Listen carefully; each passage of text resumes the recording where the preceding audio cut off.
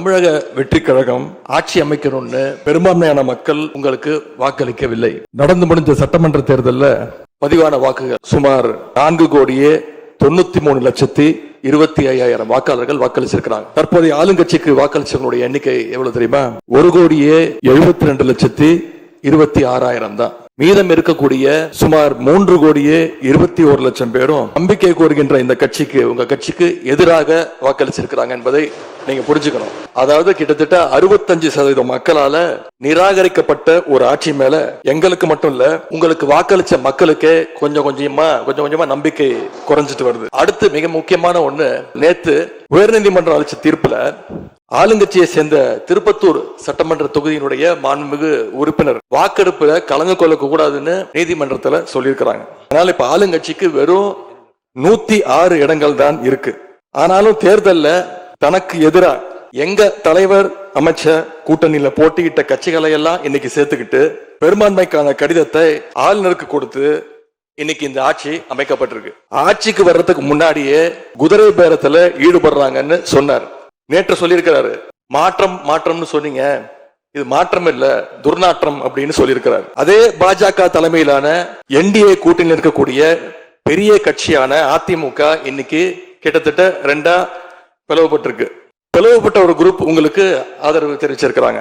நீங்க 35% ஓட்டு எடுத்துட்டீங்க, மக்கள் உங்களுக்கு எதிராக 65% இருக்கிறாங்க.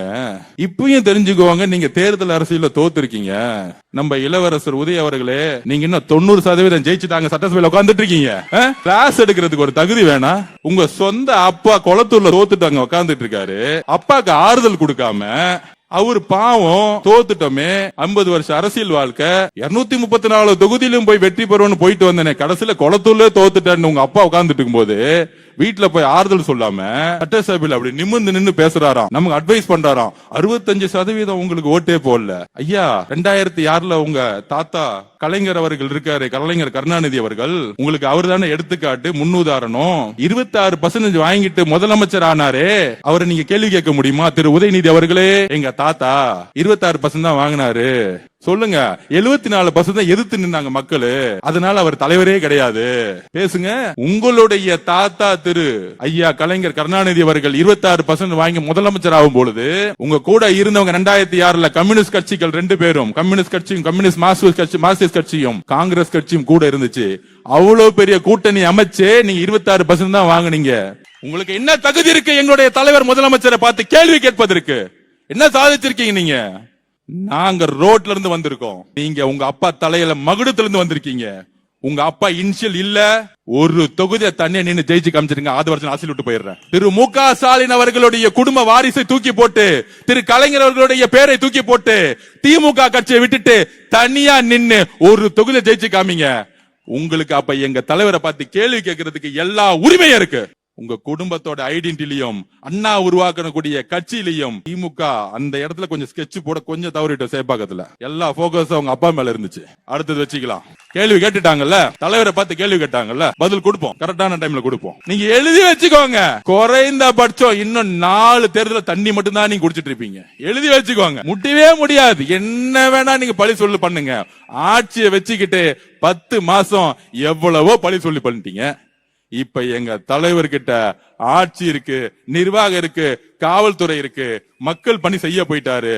நான் அப்பயே சொன்னேன், நம்ம இளவரசர் உதய அவர்களுக்கு எல்லாம் நான் தலைவா முதலமைச்சர் அவர்களே பதில் சொல்லி டைம் வேஸ்ட் பண்ணாதீங்க, அதை வச்சு நான் பாத்துக்கிறேன். இன்னைக்கு ஒரு நாள் தான் சட்டசபையில பேச முடியல, நம்பிக்கையில இனிமேட்டு சட்டசபை ஓபன் ஆகும்ல.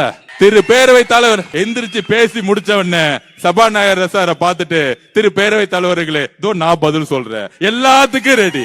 75 வருஷ வரலாறு திமுகவுடைய எல்லா திருட்டுத்தனமும் எல்லா கொள்ளையடிச்சும் எனக்கு தெரியும். படிச்சு வந்திருக்கேன், ஒவ்வொரு வரியா படிச்சிருக்கேன். நீங்க கேள்வி கேட்ட அடுத்த செகண்ட் நான் பதில் சொல்லுவேன். தாவேகா கழகம் குதிரை பேர அரசியல் செய்கிறது. குதிரை பேர அரசியல் யார் நடத்தினது நான் சொல்லிடுறேன். எல்லாம் ட்ரை பண்ணி பார்த்தாங்க, ரிசல்ட் வந்துருச்சு. நம்ம 108 நிக்கிறோம். சுமார் ஒரு 20 தொகுதியில 500 ஓட்டு 300 ஓட்டுல தோத்து இருக்கோம். தோத்த பிறகு என்ன செஞ்சிருக்காங்க, தலைவர் வரவே கூடாதுன்னு பெரும்பான்மை இருந்தாலே பதவியேற்றலாம் கவர்னர் அவர்கள். ஆனா கவர்னர் அவர்கள் கூப்பிட்டு, நீங்க பெரும்பான்மை காமிங்க, சிங்கிள் லார்ஜஸ்ட் பார்ட்டி, அவங்களை கூப்பிட்டு பதவியேற்றலாம். ஆனா கவர்னர் அவர்கள் ஒரு கான்ஸ்டிடியூஷனுக்கு எதிராக 118 காமிங்க, கோர்ட்டுக்கு போனா 1 மாசம் ஆயிடும், வேண்டாம் நம்ம பெரும்பான்மை காமிச்சிருன்னு எடுத்த உடனே முதல்ல வந்தது தலைவர் ராகுல் காந்தி அவர்கள். யாரு குதிரை பேரை நடத்தினது? அந்த குதிரை பேரை நடத்தினது யார் சொல்லுவா? லிஸ்ட் நான் சொல்றேன். பாஷ்யம் கம்பெனியுடைய ஓனர் புரோக்கர் வேலையை பார்த்தாப்ல. அடுத்தது ஓப்பனா சொல்லிடணும்ல யார் யாரெல்லாம் தலைவருக்கு எதிராக சூழ்ச்சி செஞ்சாங்கன்னு. பாஷ்யம் கம்பெனியுடைய ஓனர் ரியல் எஸ்டேட் வேலையை பார்க்காம ஆட்சி மாற்றத்துக்கு இங்க உட்கார்ந்துக்கிட்டு கவர்னரோட சேர்ந்து உட்கார்ந்துட்டு சேர்ந்தது ஒரு கம்பெனியோட நிறுவனர். அதோட சேர்ந்து திரு உதயநிதி அவர்கள், அதோட சேர்ந்து திரு இபிஎஸ் பழனிசாமி, முன்னாள் முதலமைச்சர் பழனிசாமியுடைய மகன் திரு மிதுன் அவர்கள். அதனாலதான் இந்த ஃபேக்ஷன் உடைஞ்சிச்சு. அதிமுக வெளியே வந்தாங்களே திரு சிவிஎஸ் சண்முகம், புரட்சி தலைவி அவர்கள் எதற்காக கட்சியை உருவாக்கினார்? புரட்சி தலைவி அவர்கள் எதற்காக கட்சியை உருவாக்கினார்? இந்த திமுக சீய கட்சியை ஒழிக்க. ஆனா அப்படி உருவாக்கின கட்சியை திரு இபிஎஸ் ஐயா அவர்கள் திமுக ஸ்டாலினோட சேர்ந்துட்டு ஒரே ஒரு காரணம், தலைவர் விஜய் அவர்கள் முதலமைச்சரா வரக்கூடாது. எந்த கொள்கையும் கிடையாது, குறிக்கோளும் கிடையாது, கெட்ட மதசார்பற்ற கொள்கையா. இதை சொன்னது திரு பேபி அவர்கள், மார்க்சிஸ்ட் கம்யூனிஸ்டோட தலைவர். நாங்கள் ஆதரவு கொடுக்கவில்லை என்றால் திமுகவும் அதிமுகவும் பிஜேபியும் சேர்ந்து இங்கு ஒரு ஆட்சியை உருவாக்கும், அதற்கு நாங்கள் கடுமையாக ஏற்று நிற்போம். சொன்னது திரு பேபி அவர்கள், சொன்னது காங்கிரஸ், சொன்னது விசிகே, சொன்னது ஐயுஎம்எல்.